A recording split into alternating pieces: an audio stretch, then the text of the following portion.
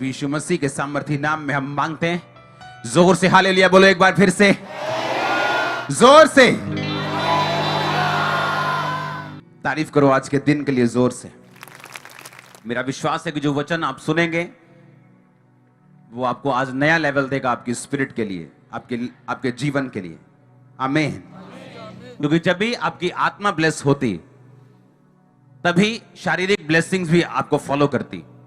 इसलिए प्रभु यीशु मसीह ने कहा कि अगर तुम मेरे धर्म और राज्य की खोज करें तो ये सारी वस्तुएं जिनके पीछे अन्य जातियां रहती हैं, परमेश्वर ने कहा अगर तुम मेरे धर्म और राज्य की खोज करें तो अपने आप ये चीजें तुम्हें मिलती जाएंगी। अपनी हाथों को उठा, बोलो परमेश्वर तेरे वचनों के द्वारा मैं तेरे धर्म और राज्य की खोज करने वाला बनूं। जो कुछ आज सुनूं 100 गुना फलों को लेके आऊं। ऊंची आवाज से मांगो सब जन।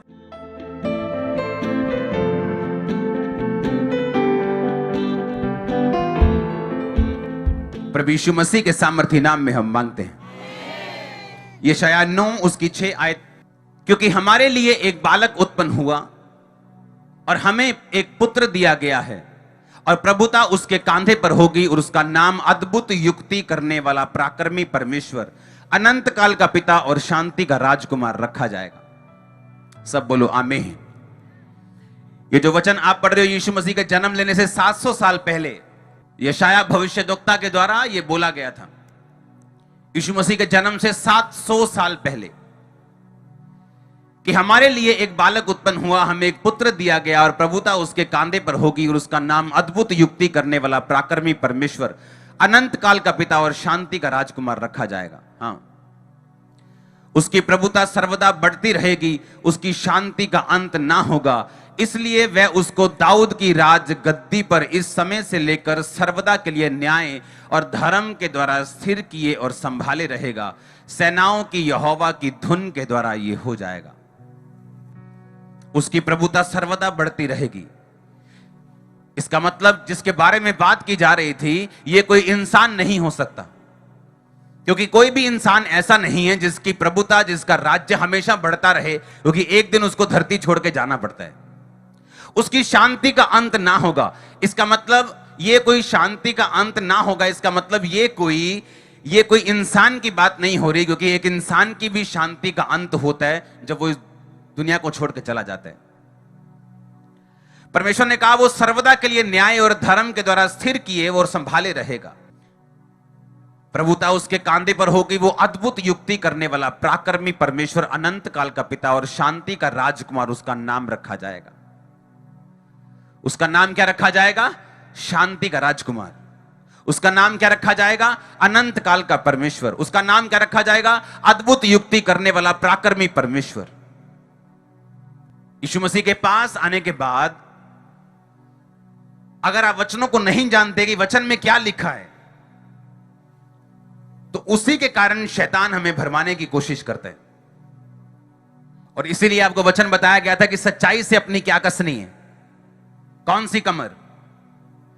ये 36 वाली, 32 वाली कमर, 38 वाली, 40 वाली कमर के ये वाली कमर?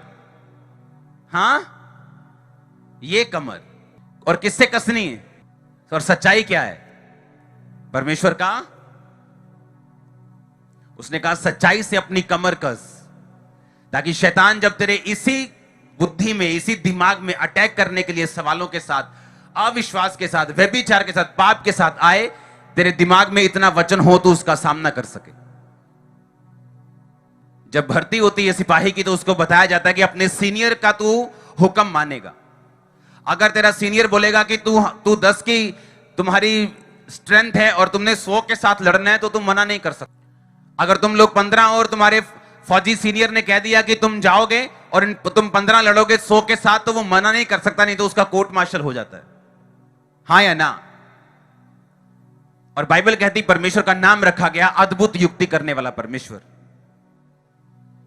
अपने होंठों को खोलो और बोलो अद्भुत युक्ति करने वाला परमेश्वर। आमीन। अब एक वचन हम पढ़ेंगे निर्गमन से, उस वचन पे हम ध्यान लगाएंगे। लिखा, जब फिरौन ने लोगों को जाने की आज्ञा दे दी, तब यद्यपि फिलिस्तियों के देश से होकर जो मार्ग जाता है वह छोटा था, तो भी परमेश्वर यह सोचकर उनको उस मार्ग से नहीं ले गया कहीं ऐसा ना हो कि ये लोग रास्ते में लड़ाई देखें और लौट कर मिस्र को लौट आएं। इसलिए परमेश्वर उनको चक्कर खिलाकर लाल समुद्र के जंगल के मार्ग से ले चला और इजरायली पांति बांधे हुए, लाइन बांधे हुए मिस्र से निकल गए।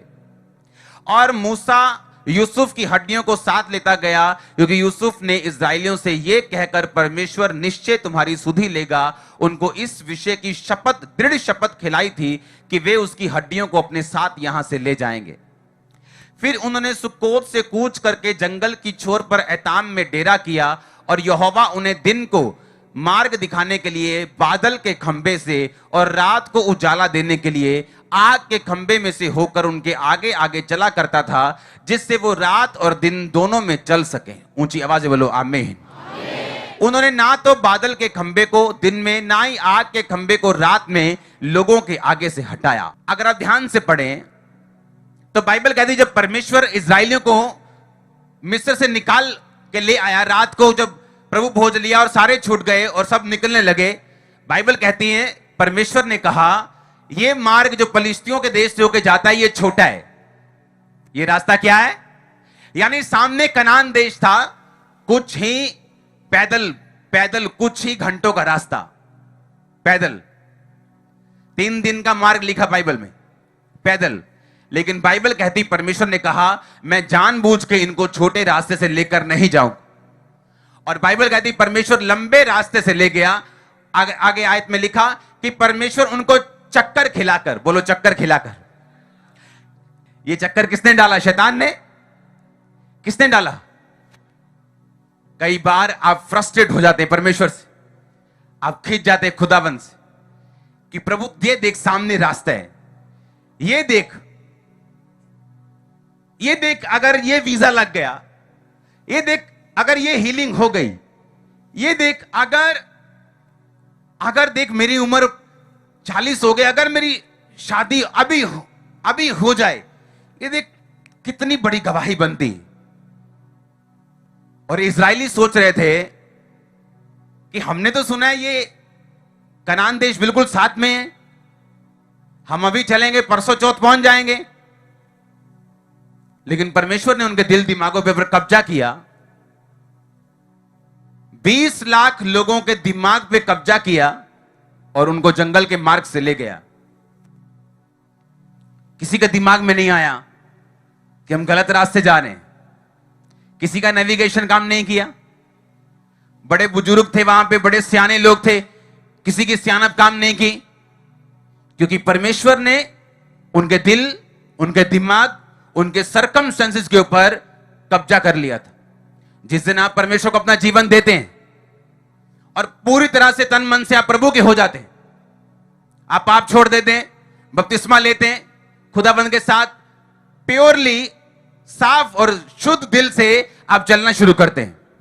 लेकिन फिर भी ऐसे इंसिडेंट, ऐसी घटनाएं, ऐसी चीजें आपकी लाइफ में होती हैं, आपको लगता है ये नहीं होनी चाहिए थी, आपको लगता है ये नहीं होना चाहिए था।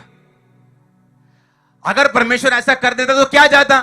मेरे ग्वांडी का तो ब्याह हो ही गया, उन्हें तो बरकत मिली गई है, ओदा भी तो वीजा आ ही गया। लेकिन परमेश्वर जानता था कि अगर ये बरकत इनको अभी मिलेगी, ये लंबा रास्ता तय नहीं कर सकेंगे, और जैसे ही फिरौन राजा इनके पीछे मारने के लिए आएगा, ये भाग जाएंगे। और परमेश्वर उनको जंगल के मार्ग से ले गया। अब सामने क्या था? समुद्र, और पीछे क्या था? फिरौन की सेना। जब उनको मारने के लिए वो आया, अब उनके पास कोई रास्ता नहीं था पीछे भागने का। तब परमेश्वर ने काम किया, और क्या किया? समुद्र को 2 भाग किया। अगर परमेश्वर उनको आसान रास्ते पे लेके चलता, वो कभी भी परमेश्वर के बड़े काम को अपनी जिंदगी में ना देख पाते। अगर परमेश्वर उनको आसान रास्ते पे लेके चलता, वो परमेश्वर की महिमा को अपनी लाइफ में कंप्लीटली कभी ना देख पाते। कितने मेरी बात को आज समझ रहे हैं? परमेश्वर ने कहा मैं उनको चक्कर खिलाकर उस रास्ते से लेके जाऊंगा जो लंबा है। क्रिश्चियनिटी में अगर ऐसे दिन नहीं आए जब आपको फ्रस्ट्रेशन होती कि ऐसा क्यों हो रहा है, ये मेरी लाइफ के साथ ऐसा क्यों हो रहा है, ये मेरी चर्च के साथ ऐसा क्यों हो रहा है। हर चर्च की अलग अलग कहानी। अमेरिका में एक चर्च थी, वो चर्च बहुत जल्दी ग्रो हुई, बढ़ती गई बढ़ती गई बढ़ती गई, और वो टेंट में चर्च लगाते थे। और उस चर्च की टेस्टिमनी है कि जब भी वो कोई जगह देखने के लिए जाते थे और जगह लेते थे, वो जगह में हमेशा गड़बड़ निकलती थी और हमेशा उनको पैसे वापस लेने पड़ते थे, उनका सौदा कैंसिल होता था हमेशा, जब भी उन्होंने कुछ करना। और ये 1 बार 2 बार 7 बार 10 बार नहीं, कितनी बार उनके साथ। और वो चर्च बढ़ती बढ़ती बढ़ती परमेश्वर ने इतनी बढ़ा दी कि वो दुनिया की सबसे बड़ी टेंट चर्च बन गई। हमारी चर्च से पहले की बात है, अभी हमारी, हालेलुया। लेकिन हमारी चर्च का ये टेस्टिमनी नहीं है। हम जहां भी ले रहे हैं खुदावंद की ग्रेस, मेरी अलग टेस्टिमनी। आप समझ रहे हैं मेरी बात को? हर एक व्यक्ति की टेस्टिमनी अलग है, हर एक बंदे की लाइफ में टेस्टिमनी अलग है। हर एक व्यक्ति की लाइफ में ये सीजन आता है, ये टाइम आता है जब उसको फ्रस्ट्रेशन फील होती कि मेरे साथ ये ऐसा क्यों हो रहा है। मैं पूरा ध्यान लगा रहा हूं इस चीज के ऊपर, सब कुछ सही कर रहा हूं, लेकिन ऐसा क्यों? आप नहीं जानते, परमेश्वर आपको बचाना चाहता है। उसकी लाइफ, आपकी लाइफ के लिए उसका प्लान बड़ा है, जो अभी आप अपनी इन आंखों से और इस समझ से नहीं देख पा रहे। और जब इजरायली आगे बढ़े, लाल समुद्र के पास खड़े हुए, तो उनको मालूम हुआ कि परमेश्वर उनके डर से उनको टेम्परेरी निजात नहीं देना चाहता था। अगर वो फिलिस्तियों के मार्ग से चले जाते तो फिरौन उनका पीछा ना करता, अगर करता तो उनके पास इतनी ताकत नहीं थी वो उसे मार सकते। हमेशा वो डर इजरायलियों के दिल में रहता, कनान पहुंचने के बाद भी, कि पता नहीं किस दिन फिरौन आएगा और हमें ले जाएगा।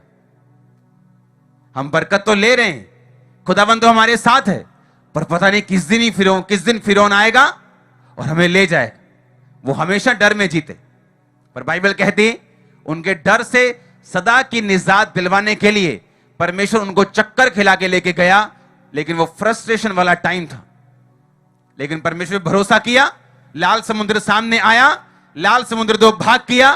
फिरौन सोचा कि जैसे ये नदी इस समुद्र से ऐसे निकल गए, मैं भी निकल जाऊंगा। जब फिरौन निकला, समुद्र पैक कर दिया परमेश्वर ने और सारे खत्म हो गए। और मैं भी 1-2 दिन पहले पढ़ रहा था कि अभी भी इजराइल के पास जो समंदर हैं उनमें से तलवारें निकल रही, अभी भी। जब हम क्रिश्चियनिटी में चलते हैं, जब हम परमेश्वर में चलते हैं, मेक श्योर, ये पक्का कर लो कि आपकी लाइफ पवित्रताई में, आपकी लाइफ प्रेयर में, आपकी लाइफ फास्टिंग में होनी चाहिए। उसके बाद जो कुछ भी आपकी लाइफ में होगा वो डिवाइनली परमेश्वर के द्वारा वो डायरेक्ट किया होगा। वो चाहे नीचे का रास्ता हो, दुखों भरा हो, चाहे सुखों भरा हो। आप मेरी बात को समझ जाओ ध्यान से। सबसे पहली बात, आपका कनेक्शन परमेश्वर के साथ होना चाहिए। आपकी लाइफ पवित्रताई, आपकी प्रेयर, आपकी लाइफ में कोई ऐसा पाप नहीं होना चाहिए जिसका आपने अंगीकार नहीं किया और छोड़ा नहीं। उसके बाद आपकी लाइफ में ऐसा टाइम आएगा, अगर आप रियल क्रिश्चियन हैं तो, जहां आपको यह लगेगा कि यह काम तो परमेश्वर 2 दिन में कर सकता है, लेकिन मेरी लाइफ में 4 साल क्यों लग रहे हैं, मेरी लाइफ में 5 साल क्यों लग रहे हैं, मेरी लाइफ में इतना टाइम क्यों लग रहे हैं। और वही चीज आपके अंदर उन गुणों को पैदा कर देगी जो परमेश्वर चाहता है वो पैदा हो, जो चमत्कार से पैदा नहीं हो सकते, बल्कि इस समय में जो आप परमेश्वर के साथ बिता रहे हैं, इसी समय में वो पैदा हो सकते हैं। इमेजिन करो, अगर परमेश्वर फिरौन की सेना से उनको निजात ना दिलवाता, वो हमेशा डर में जीते। अब परमेश्वर उनको चक्कर तो खिलाया, पर उनको अपने दुश्मनों से सदा के लिए निजात दिलवाई, अपने डर से सदा के लिए निजात दिलवाई, और उनको फियरलेस आर्मी बना के परमेश्वर ने इस्तेमाल किया।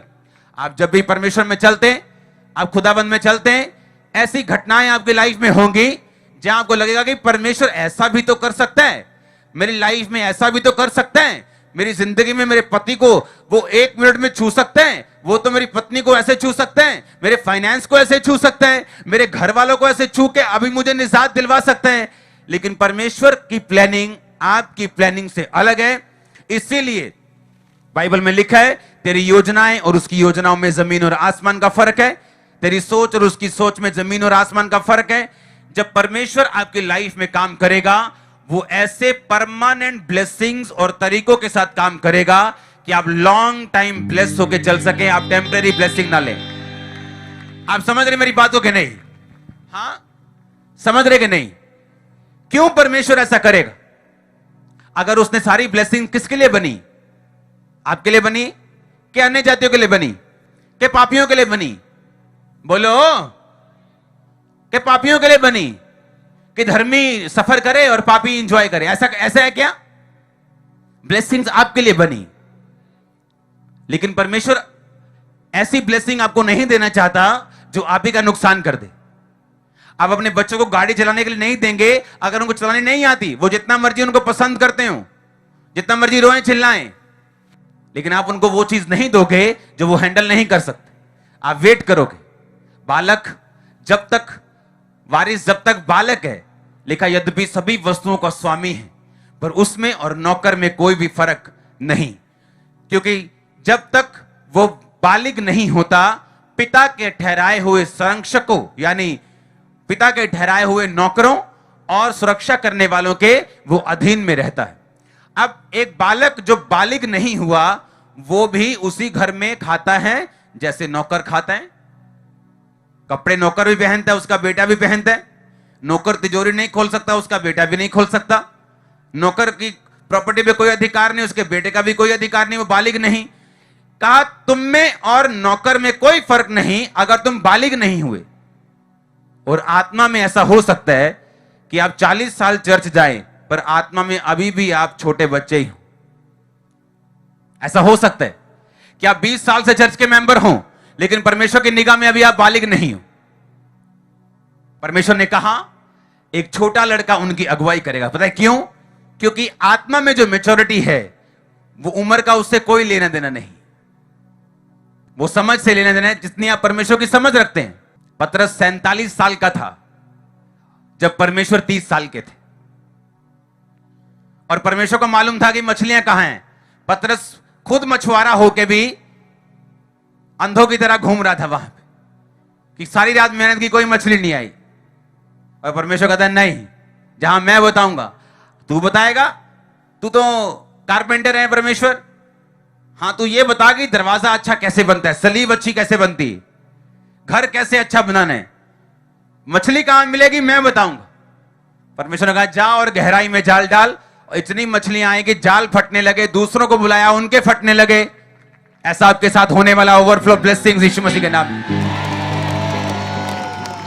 सुनो मेरी बात, अगर आप अपने आप को समर्पित कर देंगे, इस टाइम क्या करें जब परमेश्वर आपकी लाइफ में कुछ ऐसा करे, आपको लगे ये तो 5 मिनट का काम है, आपको लगे ये तो 2 साल का, ये तो 6 महीने का काम है, परमेश्वर के लिए तो ये 1 दिन का काम है ऐसा करना। लेकिन परमेश्वर ये टाइम क्यों लगा रहा है? ये फ्रस्ट्रेशन मुझसे झली नहीं जाती, ये खिजाहट मुझे झली, मुझे लोगों की बातें नहीं सुनी जाती, मैं क्या करूं? यही टाइम है, यही टाइम है जब मैं मरती जाएगी और परमेश्वर आप में जन्म लेगा। नहीं तो क्या होगा? आप एक पब्लिक की तरह होंगे, जो जैसे बाबा के पास गए, बाबा जी ने मंत्र मारा, ठीक हो गए, बल्ले बल्ले बल्ले बल्ले बल्ले, कोई मुसीबत आई थले थले थले थले थले, हाँ फिर ऐसी पब्लिक हो जाएगी। लेकिन जब परमेश्वर आपको ऐसे लेके जाएगा, आपको मालूम होगा पिछली बार क्या हुआ था, आपको मालूम होगा 2004 में क्या हुआ था, आपको मालूम होगा कि 2008 में क्या हुआ था। फिर आप मैच करेंगे, आप बोलेंगे अगर तब उसने छुड़ाया था, अब भी वो छुड़ाएगा। दाऊद कहता वो क्या हुआ था पिछले कुछ सालों में, उसने मुझे शेर के पंजे से छुड़ाया। क्या हुआ था पिछले सालों में? उसने मुझे भालू के पंजे से छुड़ाया और मैंने दोनों को मार दिया। मैं इस खतना रहित फलिश्ती गोलियत को भी मार दूंगा। इमेजिन करो अगर दाऊद की लाइफ में मुसीबत आती नहीं, लेकिन जब शेर सामने आया होगा, दाऊद ने समझा होगा लो आज मेरी जिंदगी का आखिरी दिन है। और परमेश्वर ये चाहता था कि वो इन मुसीबतों से लड़े, मजबूत हो, ताकि जब राजा की कुर्सी पे बैठे ये मुसीबतें आने के ऊपर घबराए नहीं।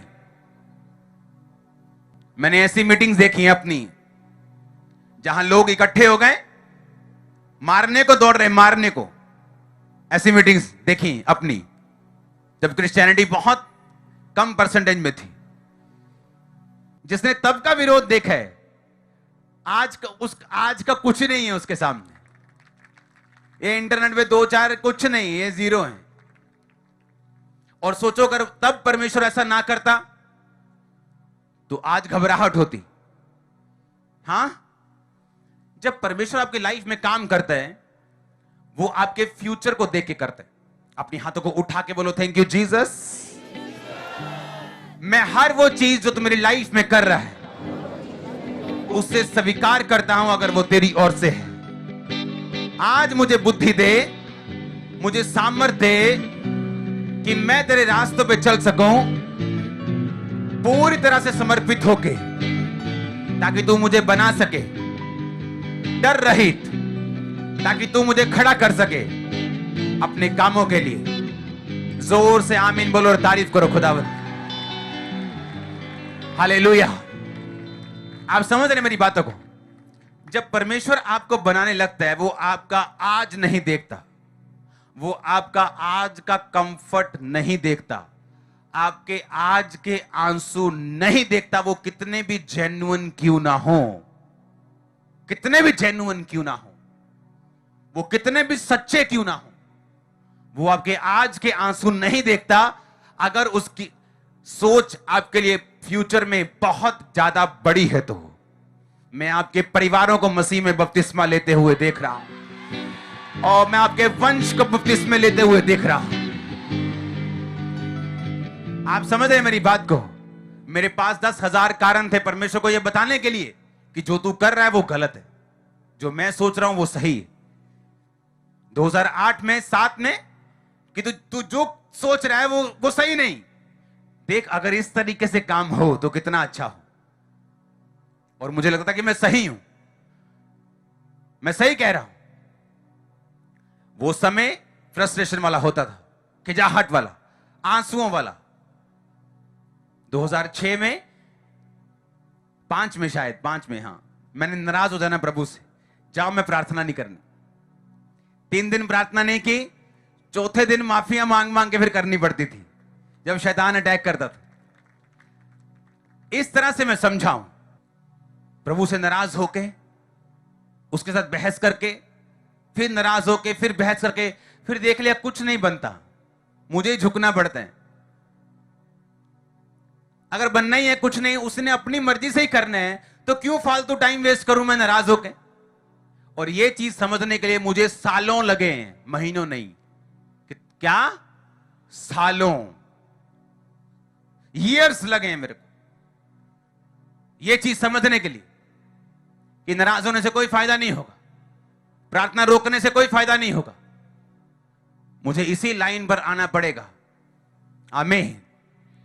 और यही रास्ता अपनाना पड़ेगा, क्योंकि एक ही रास्ता है, उसके डबल डबल ABC प्लान नहीं है परमेश्वर का।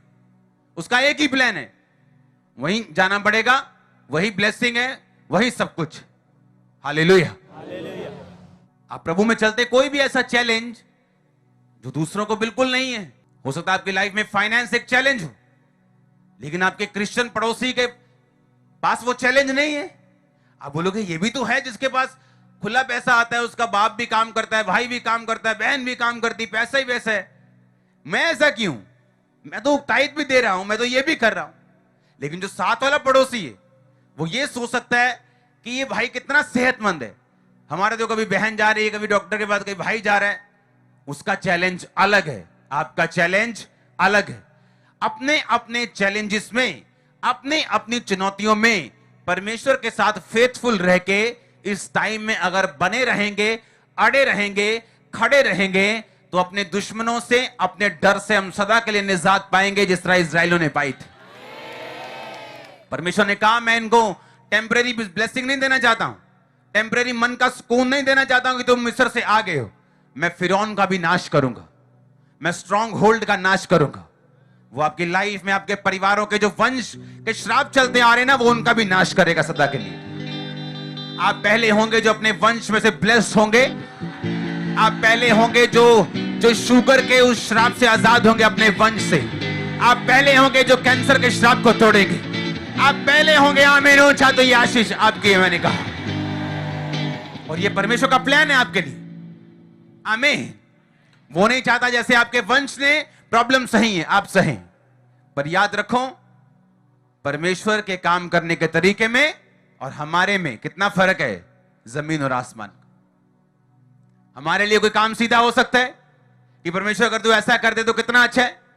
इसलिए कहते हैं कि प्रार्थना ऐसे करो कि सब कुछ आप पे निर्भर करता है कि आप प्रार्थना कर दो सभी, लेकिन उसके बाद भूल जाओ, परमेश्वर पे छोड़ दो। ऐसा मत सोचो कि आपने कुछ किया है तो उसका असर अभी होना चाहिए। वो आपकी प्रार्थनाओं को अपनी डायरी में लिखता है। आपको मालूम है कि नहीं, कुछ प्रार्थनाओं का उत्तर आपको इंस्टेंट देता है, तभी देता है। कुछ को लिखता है, उनको जमा होने देता है जब तक उसका मकसद आपकी लाइफ में पूरा नहीं होता। मैं प्रार्थना करता हूं खुदाबंद से उसका मकसद आपकी लाइफ में पूरा हो। मैं प्रार्थना करता हूं शैतान का मकसद नाश हो। मैं प्रार्थना करता हूं आपकी लाइफ में विश्वास बढ़े और परमेश्वर के बड़े कामों को कर सके। आमीन। ऊंचाई आशीष आपकी चर्च। हालेलुया। आप चाहते परमानेंटली ब्लेस्ड होना, आपको उस पर संपूर्ण भरोसा रखना पड़ेगा, क्योंकि हर एक व्यक्ति की गवाही अलग है, हर एक व्यक्ति का चैलेंज अलग है, चुनौती अलग है। परमेश्वर का काम करने का तरीका हर एक बंदे की लाइफ में अलग। हालेलुया। किसी की लाइफ में कैंसर को मैंने 2 हफ्तों में ज्यादा देखा है, लेकिन किसी की लाइफ में उस कान की दर्द को मैंने 10 साल जाते हुए नहीं देखा। और उसी कान के दर्द के कारण उसका सारा परिवार मसीह में है, अब दर्द भी जा चुके हैं। आप नहीं जानते वो कैसे काम करते। हालेलुया। वो किस तरह से काम करता है। मैं जानता हूं अगर मेरी प्रेयर्स 2008-7 में सुन ली जाती, आज मैं यहां ना होता, इस जगह सेवा ना कर रहा होता, कहीं और सेवा कर रहा होता और इस लेवल पे ना होता। उस पर भरोसा रखना, उसकी अगुवाई देखना, वो कहां और आपसे क्या बात कर रहा है, और उस तरीके से चलना। आप ब्लेस्ड होंगे यीशु मसीह के नाम में। आमीन। ऊंचा चाहिए और ऊंचा आमीन। हालेलुया। आज से शिकायत करोगे परमेश्वर को कि तू ऐसा क्यों कर रहे। उसने कहा धन्यवाद का बलिदान चढ़ा, तो मेरे कामों को देखेगा।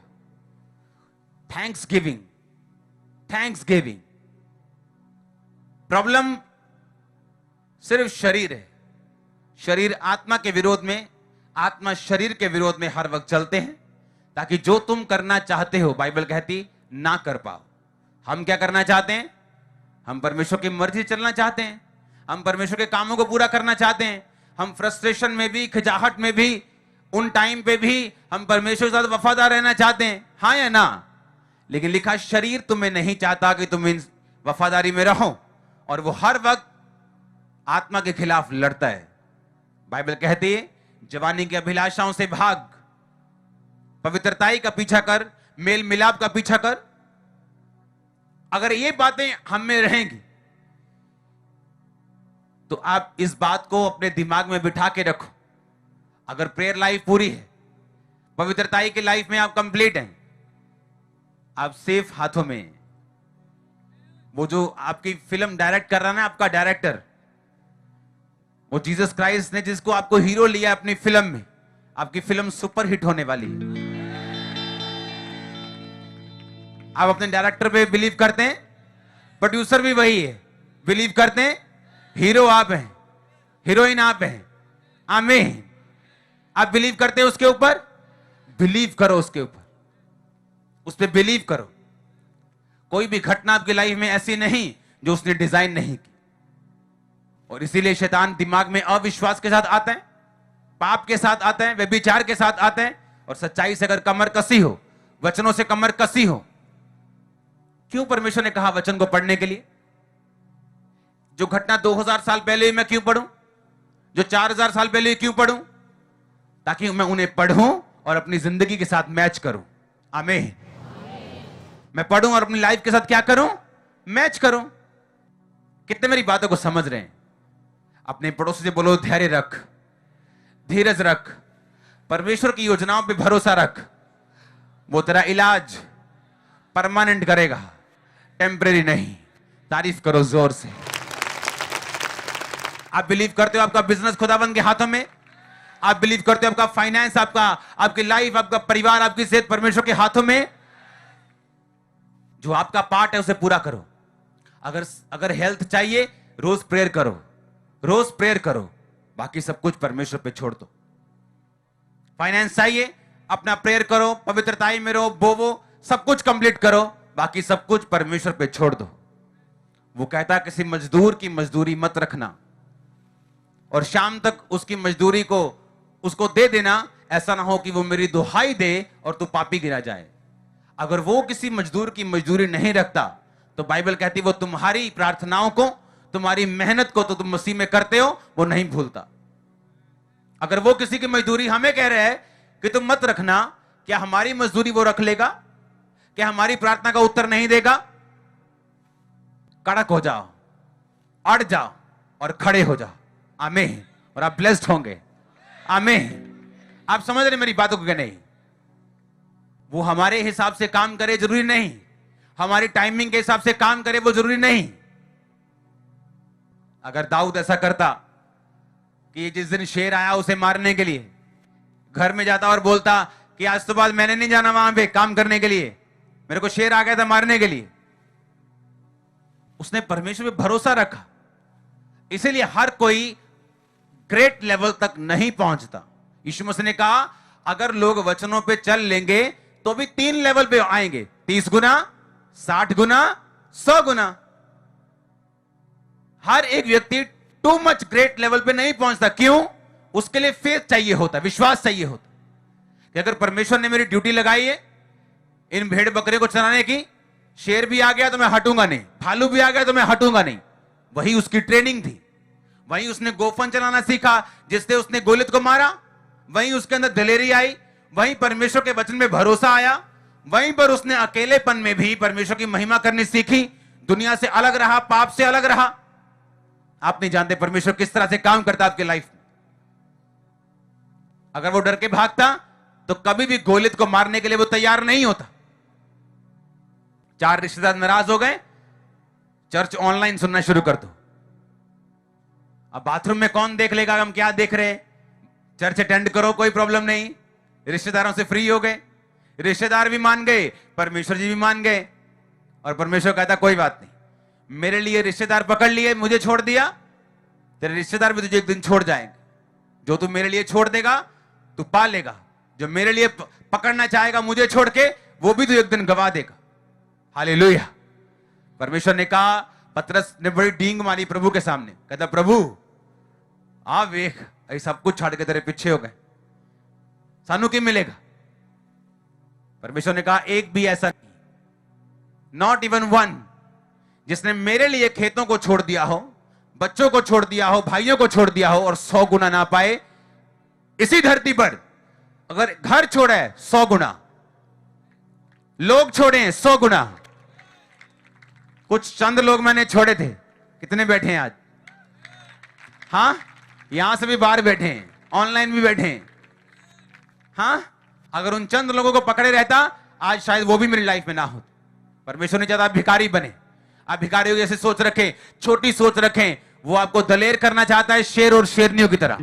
वो नहीं चाहता आप मी करते फिरें लोगों के सामने।